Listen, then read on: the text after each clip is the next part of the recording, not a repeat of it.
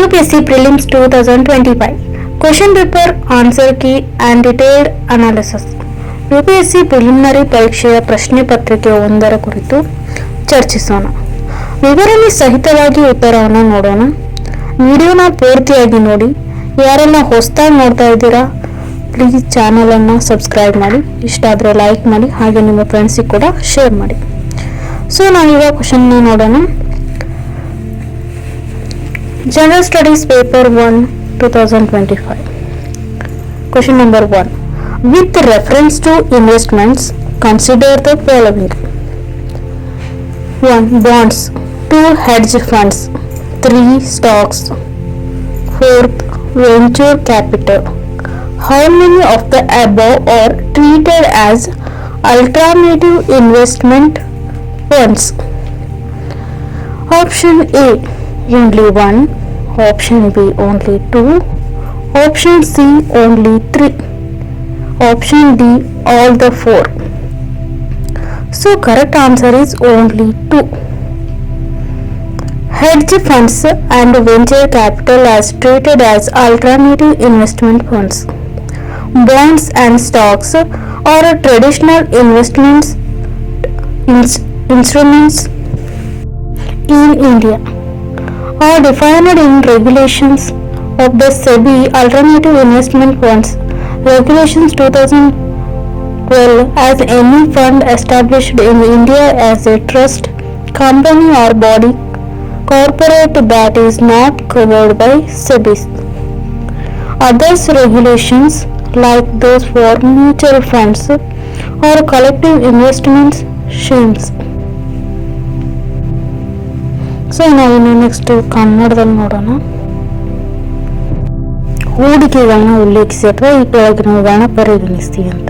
ಮೊದಲನೇದು ಬಾಂಡ್ಗಳು, ಆಮೇಲೆ ಹೆಡ್ಜ್ ಫಂಡ್ಸ್ ಅಂತಾರಲ್ಲ ಅವು, ನೆಕ್ಸ್ಟ್ ಷೇರುಗಳು, ಸಾಹಸೋದ್ಯಮ, ಬಂಡವಾಳ. ಮೇಲಿನವುಗಳಲ್ಲಿ ಎಷ್ಟು ಪರ್ಯಾಯ ಹೂಡಿಕೆ ನಿಧಿಗಳು ಅಂತ ಕೇಳಿದ್ದಾರೆ. ಅಂದರೆ ಕೇವಲ 1 ಅಥವಾ 2, 3, 4 ಇದರಲ್ಲಿ ಯಾವ ಆಪ್ಷನ್ ಸರಿಯಾಗಿದೆ ಅಂದರೆ ಎಷ್ಟು ಪರ್ಯಾಯ ಹೂಡಿಕೆಗಳು ಇದಾವೆ ಅಂತ ನೋಡೋದಾದ್ರೆ, ಪರ್ಯಾಯ ಹೂಡಿಕೆಗಳು ಅಂತ ಬಂದಾಗ ಹೆಡ್ಜ್ ಫಂಡ್ಸ್ ಮತ್ತು ವೆಂಚರ್ ಕ್ಯಾಪಿಟಲ್ಸ್ ಇವುಗಳು ಪರ್ಯಾಯ ಹೂಡಿಕೆಗಳು ಅಂತ ಕನ್ಸಿಡರ್ ಆಗುತ್ತೆ. ಅಂದರೆ ಹೆಡ್ಜ್ ಫಂಡ್ಗಳು, ವೆಂಚರ್ ಕ್ಯಾಪಿಟಲ್ ಮತ್ತು ಪರ್ಯಾಯ ಹೂಡಿಕೆಗಳು. ಇವು ಬಾಂಡ್ ಮತ್ತು ಷೇರುಗಳು ಸಾಂಪ್ರದಾಯಿಕ ಹೂಡಿಕೆಗಳು. ಸೊ ಹಾಗಾದರೆ ಹೆಡ್ಜ್ ಮತ್ತು ವೆಂಚರ್ ಕ್ಯಾಪಿಟಲ್ ಅನ್ನೋದು ಕೂಡ ಆಲ್ಟರ್ನೇಟಿವ್ ಇನ್ವೆಸ್ಟ್ಮೆಂಟ್ ಫಂಡ್ಸ್. ಸೊ ಹಾಗಾಗಿ correct answer only 2. Only 2 is the right answer, ಅಂದರೆ ಆಪ್ಷನ್ ಬಿ.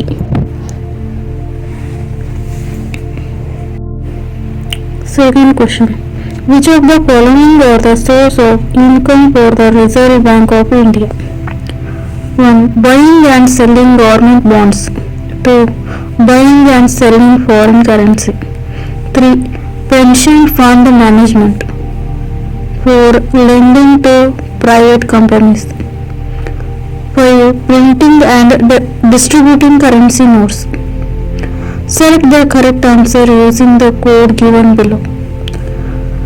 ಆಪ್ಷನ್ಸ್ ಕೊಟ್ಟಿದ್ದಾರೆ, ಆನ್ಸರ್ ನೋಡೋಣ.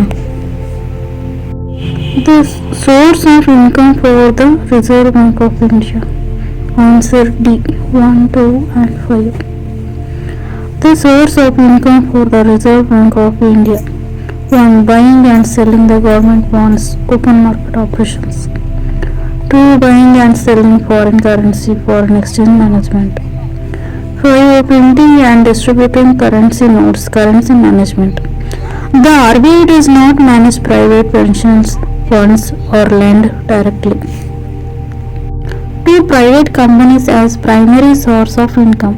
ಅಂದರೆ ಇಲ್ಲಿ ರಿಸರ್ವ್ ಬ್ಯಾಂಕ್ ಅನ್ನೋದು ಯಾವುದರಿಂದ ಆದಾಯನ ಗಳಿಸುತ್ತೆ, ಆದಾಯದ ಮೂಲ ಏನು ಅನ್ನೋದು ಪ್ರಶ್ನೆ ಆಗಿರುತ್ತೆ.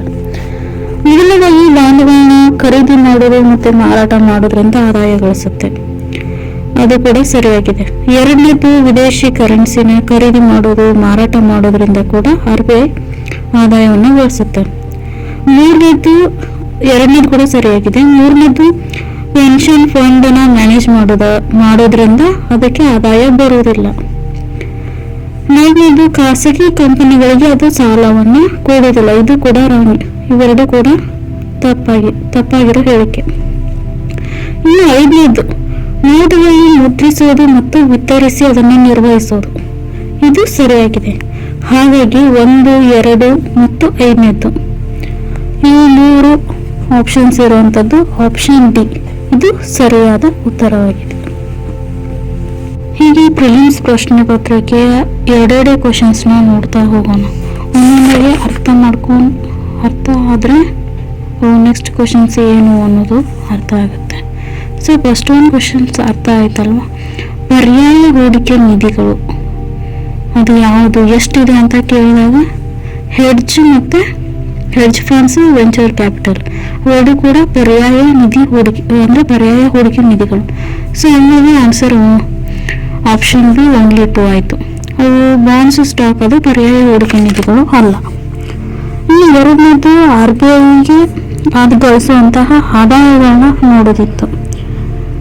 ಅದು ಬಾಂಡ್ಗಳನ್ನ ಖರೀದಿ ಮಾರಾಟ ಮಾಡೋದ್ರಿಂದ ಆದಾಯ ಗಳಿಸುತ್ತೆ, ಮೊದಲನೇ ಹೇಳಿಕೆ. ಎರಡನೇದು ವಿದೇಶಿ ಕರೆನ್ಸಿನ ಖರೀದಿ ಮಾಡೋದು ಮಾರಾಟ ಮಾಡೋದ್ರಿಂದ ಲಾಭ ಬರುತ್ತೆ, ಎರಡನೇದು. ಆಮೇಲೆ 5ನೇದು ನೋಟುಗಳನ್ನ ಪ್ರಿಂಟ್ ಮಾಡೋದು ಮತ್ತು ಅದನ್ನು ವಿತರಿಸೋದು ಅಥವಾ ಅದನ್ನು ನಿರ್ವಹಣೆ ಮಾಡೋದ್ರಿಂದ ಆದಾಯ ಲಾಭ ಗಳಿಸುತ್ತೆ. ಸೊ ಹೀಗಾಗಿ ಇದರ ಸರಿಯಾದ ಉತ್ತರ ಡಿ ಅಂದರೆ 1, 2 ಮತ್ತು 5ನೇ ಹೇಳಿಕೆ ಸರಿಯಾಗಿದೆ. ಸೊ ವಿಡಿಯೋನ ಯಾರೆಲ್ಲ ಹೊಸದಾಗಿ ನೋಡ್ತಾ ಇದ್ದೀರಾ ಪ್ಲೀಸ್ ಸಬ್ಸ್ಕ್ರೈಬ್ ಮಾಡಿ.